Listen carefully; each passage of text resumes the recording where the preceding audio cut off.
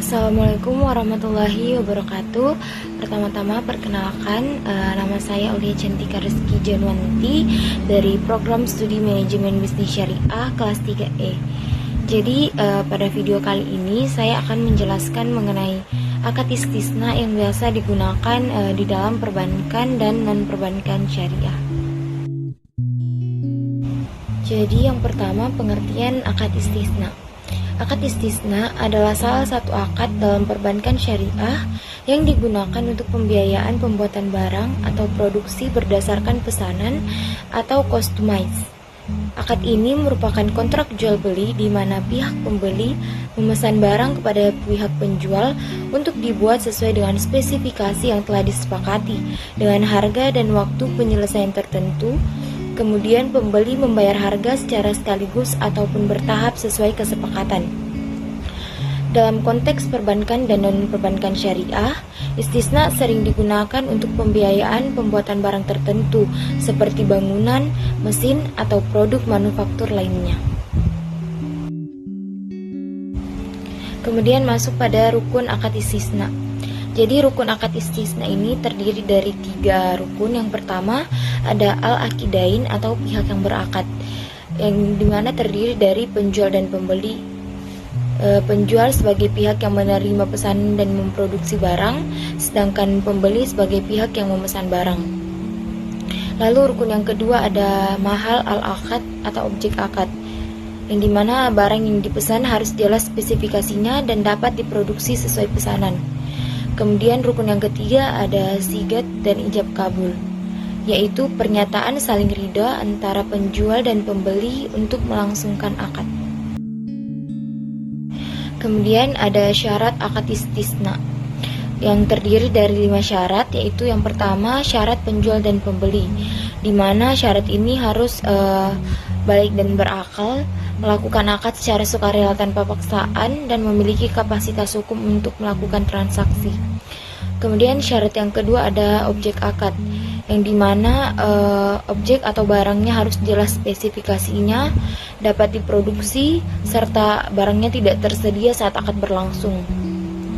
Kemudian syarat yang ketiga adalah syarat harga, yaitu harganya harus disepakati oleh kedua belah pihak, dan cara pembayaran dapat disepakati baik secara tunai, angsuran, atau ditangguhkan hingga barang selesai. Yang keempat yaitu syarat sigat atau ijab kabul, yang dimana harus ada kesepakatan antara pembeli dan penjual.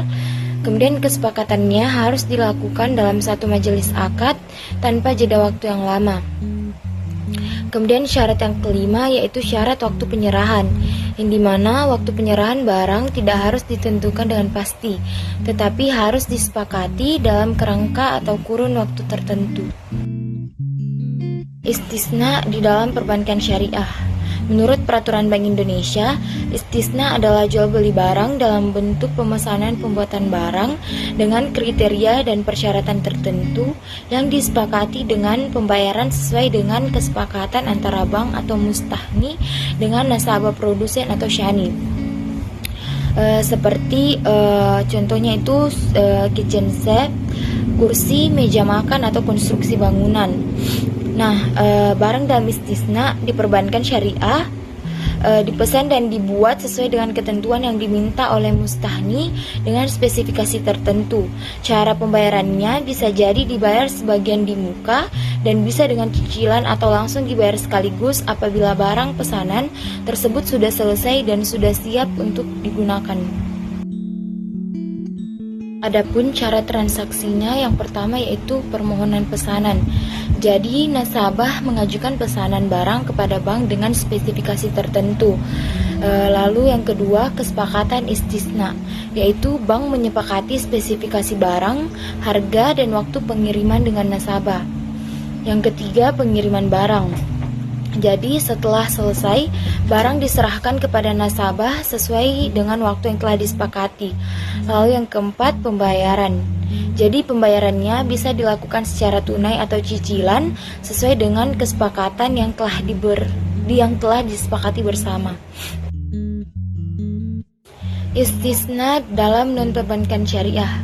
Dalam konteks perbankan non-syariah atau konvensional, istisna juga dapat diterapkan di sektor non-perbankan seperti industri manufaktur yang menerima pesanan khusus atau perusahaan konstruksi yang membuat rumah atau fasilitas lain berdasarkan kontrak pesanan. Adapun prosedurnya mirip dengan perbankan syariah, tetapi dalam hal ini produsen langsung berurusan dengan pembeli tanpa adanya perantara bank. Kemudian penekanan dalam transaksi adalah pada kesepakatan antara kedua belah pihak terkait spesifikasi barang, harga, dan waktu pengiriman. Selanjutnya masuk pada landasan hukum fatwa DSN MUI. Jadi fatwa yang pertama yaitu fatwa DSN MUI nomor 6 garing DSN MUI garing 4 garing 2000 tentang akad istisna yang mengatur tentang cara penggunaan akad istisna dalam transaksi syariah. Kemudian fatwa DSN MUI nomor 32 garing DSN MUI garing 9 garing 2002 tentang istisna paralel yang mengatur mengenai istisna paralel, yaitu ketika bank memesan barang kepada pihak ketiga untuk memenuhi pesanan nasabah. Mungkin itu saja materi singkat yang dapat saya sampaikan pada akad istisna dalam perbankan dan non-perbankan syariah ini. Kurang lebihnya mohon dimaafkan. Wassalamualaikum warahmatullahi wabarakatuh.